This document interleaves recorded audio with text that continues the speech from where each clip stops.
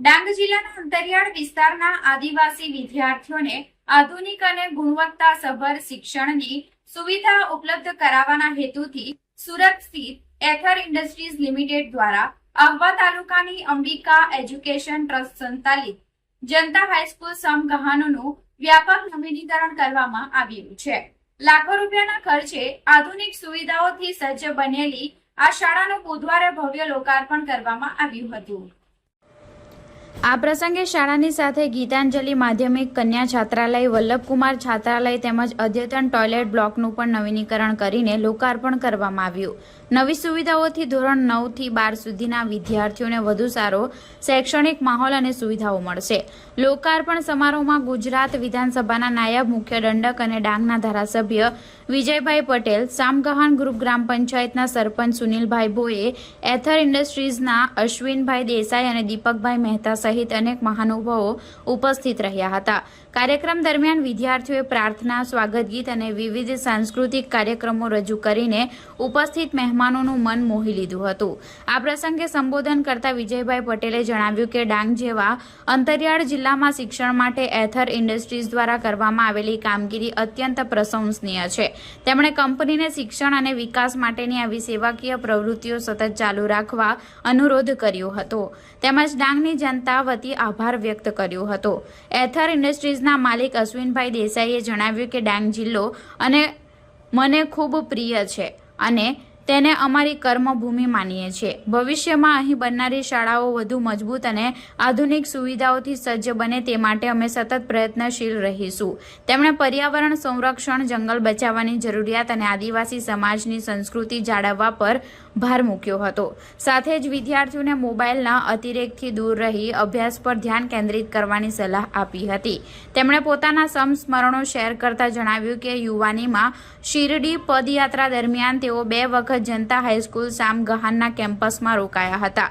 તે સમયે શાળાના વિકાસ માટે જોયેલું સ્વપ્ન આજે સાકાર થયું હોવાનું તેમણે જણાવ્યું હતું। એથર ઇન્ડસ્ટ્રીઝના દીપકભાઈ મહેતાએ જણાવ્યું કે કંપની ડાંગ ઉપરાંત તાપી અને નવસારી જિલ્લામાં પણ શિક્ષણ અને આરોગ્ય ક્ષેત્રે મહત્વપૂર્ણ યોગદાન આપી રહી છે।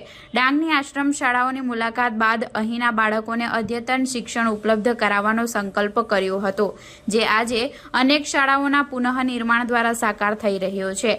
કાર્યક્રમમાં પૂર્ણિમાબેન દેસાઈ, વૈશાલીબેન મહેતા, જિલ્લા પંચાયત સદસ્ય કમળાબેન રાઉત, તાલુકા સદસ્યો ગોપાળભાઈ બંગાળ અને ગુંતીબેન ગારગુંડે, અંબિકાબેન એજ્યુકેશન ટ્રસ્ટના પ્રમુખ શિવરામભાઈ ખેરાડ, મંત્રી જાનાભાઈ ગાયકવાડ, પૂજ્ય પીપી સ્વામીજી, આંતરરાષ્ટ્રીય para swimmer Devanshi Rana, national para swimmer Ashokbhai Rana, પ્રોજેક્ટના આર્કિટેક્ટ ચેતનભાઈ પાટીલ સહિત મોટી સંખ્યામાં ગ્રામજનો, વાલીઓ અને વિદ્યાર્થીઓ ઉપસ્થિત રહ્યા હતા। આ નવીનીકરણથી ડાંગ જિલ્લાના આદિવાસી વિદ્યાર્થીઓને આધુનિક શિક્ષણનો નવો માર્ગ ખુલશે અને જિલ્લાના શૈક્ષણિક વિકાસને નવી દિશા મળશે। આજે આ શુભ પ્રસંગે અમે અહીં ઉપસ્થિત છીએ, જેમાં આ સ્કૂલનું નવનિર્માણ થયું છે। આશ્રમ શાળા અને સ્કૂલ બંનેનું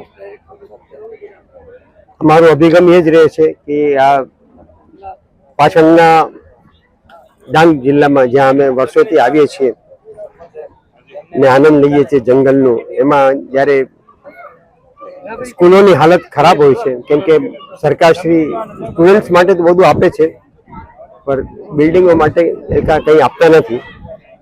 અમે એ કમી પૂરી કરવાની કોશિશ કરીએ છીએ અને એ લોકોને સરસ વાતાવરણમાં છોકરાઓ ભણે અને ટીચરોને બી એક સરસ વાતાવરણ મળે અને એક એ લોકોનું સરસ વાતાવરણમાં જ્યારે શિક્ષણ મળે તો છોકરાઓને ભણવામાં બી આનંદ આવે અને શિક્ષણ આપવાવાળા શિક્ષકોને બી આનંદ આવે।